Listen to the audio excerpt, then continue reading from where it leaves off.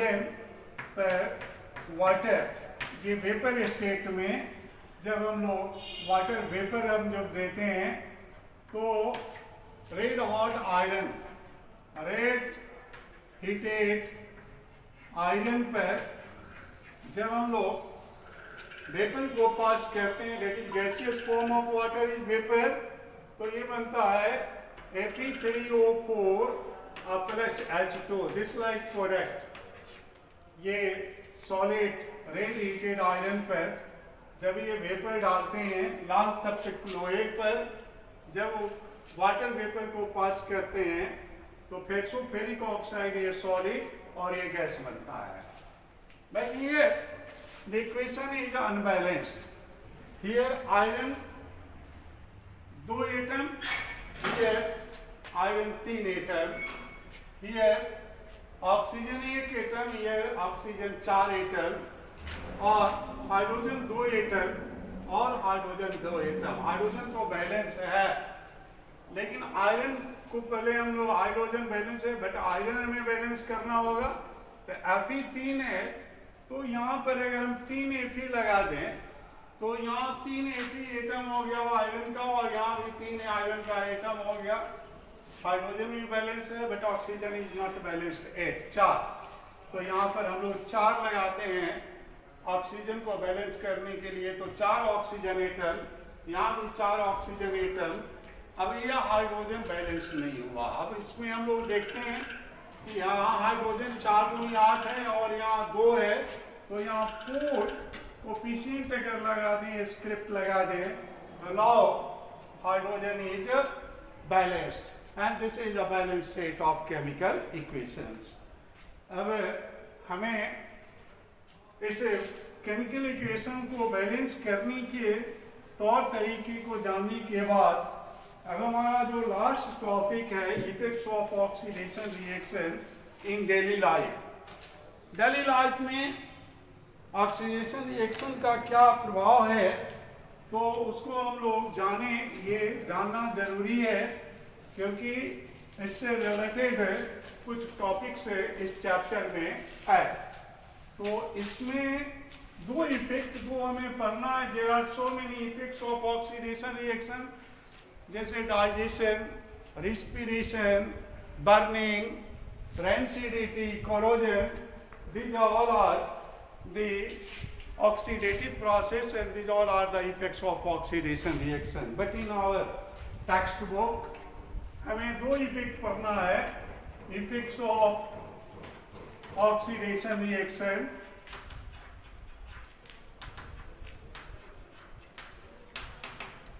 पहला रेंसिडिटी और दूसरा है कोरोजन। रेंसिडिटी क्या होता है, इसको हिंदी में कहते हैं विभित्ति, और कोरोजन क्या होता है, कोरोजन जो है मेटल्स का बर्बाद होना या ईटिंग अप ऑफ मेटल्स। और इस रेंसिडिटी को हम लोग कैसे डिफाइन करते हैं,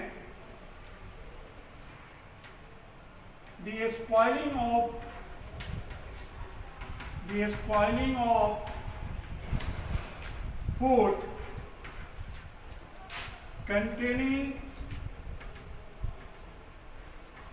oils and fats when they are exposed in atmosphere. Exposed in atmosphere is called rancidity. Means food spoiling process is called rancidity. In simple, the food spoiling process when food is exposed in atmosphere is called rancidity. The spoiling of foods containing oils and fats when they are exposed in atmosphere is called rancidity. So rancidity is a very harmful. In what sense? Rancidity is harmful in the sense because food materials are very essential for our life. And अगर ये spoil हो जाए तो हमें जो nutrients मिलना चाहिए food से वो मिल नहीं पाता और फिर हम विभिन्न तरह की बीमारियों से ग्रसित हो जाते हैं। इसलिए food should B preserved, food को हमें बचाए कर रखना चाहिए और इस रेंसिडिटी को हमें रोकना चाहिए। What happens during rancidity? तो रेंसिडिटी में होता क्या है, इसको हम ये जाने कि जब फूड को एक्सपोज कर देते हैं, ओपन एक्सपोज कर देते हैं एटमॉस्फेयर में या खुला छोड़ देते हैं, तो वैसे स्थिति में क्या होता है कि फूड जो है एटमॉस्फेरिक ऑक्सीजन से रिएक्शन करने लगता है। That is atmospheric oxygen attacks over food and foods get spoiled, that is it does not remain for eating purpose, that it becomes unfit for eating. तो अब हम लोग इसको कैसे बचाना जरूरी है। इसमें क्या होता है, जब हम रेंसिड फूड को लेते हैं, इस्तेमाल करते हैं, तो फ्री रेडिकल्स जो होते हैं, फ्री रेडिकल्स और अनस्टेबल मॉलिक्यूल्स और आयंस, इनका निर्माण होने लगता है और ये हमारे बॉडी के मेटाबॉलिक फंक्शन को प्रभावित करते हैं और हम विभिन्न तरह की बीमारियों से ग्रसित होने लगते हैं। जैसे ये रेंसिडिटी की क्रिया जो है टेम्परेचर के साथ बहुत अच्छा इसका रिलेशन है। अगर टेम्परेचर हाई हो तो रेंसिडिटी की क्रिया फास्ट होती है और टेम्परेचर लो हो तो रेंसिडिटी की क्रिया स्लो होती है। That is rancidity is proportional to the temperature. तो इसका मतलब यह है कि गर्मी के दिनों में फूड स्पॉइलिंग की क्रिया ज़्यादा होती है जाड़े के दिनों की तुलना में, और इस तरह से या हम जाड़े में फूड की खराब होने की संभावना कम रहती है गर्मी और बरसात की तुलना में। तो इसलिए हमें क्या करना होता है, क्या मेजर लेना पड़ता है फूड को प्रोटेक्ट करने के लिए। तो पहला मेजर ये होता है कि methods to check the rancidity, methods to check the rancidity. Rancidity को चेक करने का हमारा तरीका क्या होता है या कैसे हम फूड को बचा सकते हैं। तो पहला है food should B stored at cold place. Cold place, जब विज्ञान इतना डेवलप नहीं था, रेफ्रिजरेटर फ्रिज का निर्माण नहीं हुआ था, तो हमारे पूर्वज फूड प्रिजर्वेशन की कला से अवगत थे।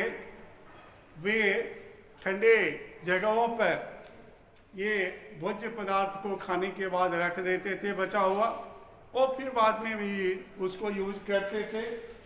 दूसरी स्थिति में यह क्या कि यहाँ पर जैसे कंटेनर में पानी लेकर और जिस पात्र में फूड रखा गया उसको ढककर पानी की जगह पर रख देते थे ताकि ऑक्सीडेशन की क्रिया स्लो हो जाए। तो food should be stored at cold place. दूसरा, food should B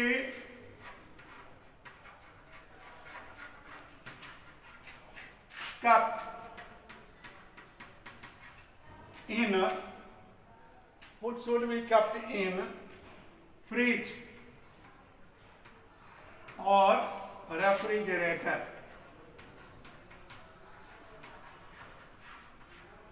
Refrigerator.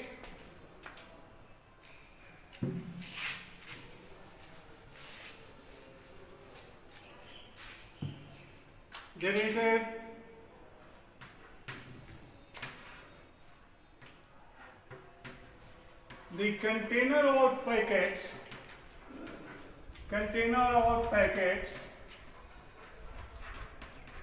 in which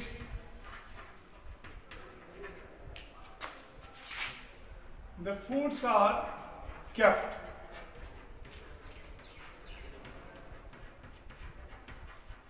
should be treated with antioxidants.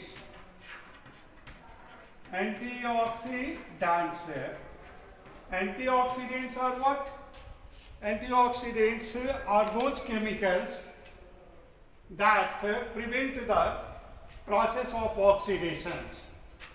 Antioxidants बहुत सारे एडिबल मटेरियल्स में पाए जाते हैं जो फ्री रेडिकल को बनने से रोकते हैं, डेट इज फूड को स्पॉइल होने से बचाते हैं।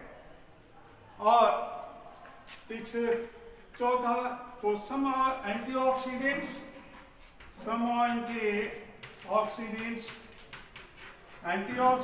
क्या हुए? जो ऑक्सीडेशन की प्रोसेस को स्लो डाउन करे उसको हम लोग एंटीऑक्सीडेंट्स कहते हैं। सब एंटीऑक्सीडेंट्स एग्जाम्पल जो होता है ये नाइट्रोजन, दूसरा BHA। नाइट्रोजन यहाँ पर गैस है, यदि nitrogen gas is neutral and it slows down the process of oxidation. BHA इसका फुल फॉर्म होता है butylated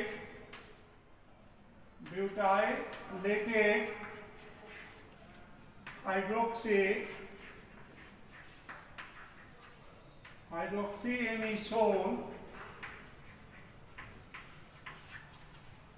Next, BHT what? Butylated hydroxytoluene, BHT. So these are some antioxidants. तो rancidity को रोकने के लिए हमें एंटीऑक्सीडेंट्स का भी इस्तेमाल करना पड़ता है। जिस पैकेट में फूड मटेरियल्स या जिस कंटेनर में फूड मटेरियल को रखना है, जैसे टीन कैन हुआ या प्लास्टिक के पाउच या पैकेट हुए, उसको हमें एंटीऑक्सीडेंट से ट्रीट करना पड़ता है ताकि फूड जो रहे उसमें वो प्रिजर्व रहे बहुत दिनों तक। जैसे आप देखते हो कि स्नैक जो होता है या बहुत सारे जो फास्ट फूड होते हैं वो प्लास्टिक पैकेट में पैक रहते हैं। उस प्लास्टिक पैकेट में पैक करने के पहले फूड को, पैकेट्स को ट्रीट किया जाता है एंटीऑक्सीडेंट से, और इसलिए वो लंबे समय तक ठीक रहता है। या जो दूध का पैकेट होता है उसको भी हम लोग एंटीऑक्सीडेंट से ट्रीट करते हैं ताकि दूध का फर्मेंटेशन नहीं हो। सम एंटीऑक्सीडेंट्स एग्जांपल में nitrogen gas. Nitrogen is being neutral, it slow down the process of oxidation, that is attack of oxygen को ये कम करता है। BHA is also a chemical, butylated hydroxyanisole, and BHT is also a chemical. The full form of BHT is butylated hydroxytoluene. Right now, this is the second topic regarding the effects of oxidation reaction, corrosion. So, what is corrosion? Corrosion is a spoiling of metals, that is slow eating up of metals. When metals are exposed in atmosphere, the metals gradually corroded and they become useless. तो ये भी क्या होता है कि हमारे लिए ये ज़्यादा पेनफुल है क्योंकि metals are precious and their resources are limited in nature. That is, metals ores से निकाले जाते हैं और ores के क्वांटिटी लिमिटेड है अर्थ सरफेस में, अर्थ क्रस्ट में। इसलिए एक बार मेटल जब डिस्ट्रॉय होता है तो फिर उसको बनाने में बहुत लंबा टाइम लगता है। इसलिए कोरोजन को भी रोकना हमारा दायित्व है। कोरोजन को हम लोग कैसे डिफाइन करेंगे? The slow degradation of metals when metals are exposed in atmosphere is called corrosion, या slow eating up of metals when they are left open in atmosphere. During corrosion, atmospheric agents like oxygen, carbon dioxide, water vapor and other gases react with metals and destroy the metals. So the corrosion is harmful, and rusting is a special type of corrosion. Iron के corrosion को हम लोग rusting कहते हैं. तो rusting जो है केवल आयरन की corrosion को हम लोग कहते हैं जंग लगना, जिसको हम लोग कहते हैं. तो सभी मेटल्स के corrosion को हम लोग रस्टिंग नहीं कहते हैं, बट आयरन के corrosion को रस्टिंग कहते हैं. Thus rusting is corrosion, but corrosion is not rusting. And regarding corrosion, some explanation is needed, and that will be completed in next class. Thanks, my students.